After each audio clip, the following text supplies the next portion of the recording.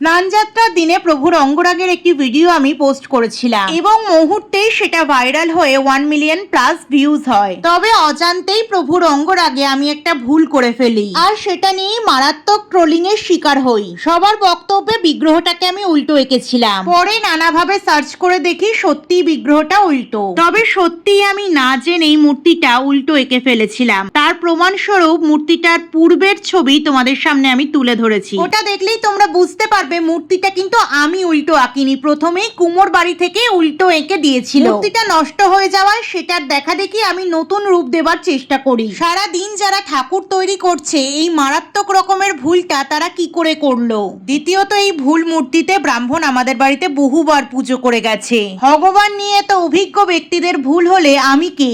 আমি শুধু আঁকতেই জানি, কোনো সংস্কার জানি না। তাই ওদের ভুলটাকে আবারও সংশোধন করে দিলাম। জয় জগন্নাথ, পারলে ক্ষমা করো।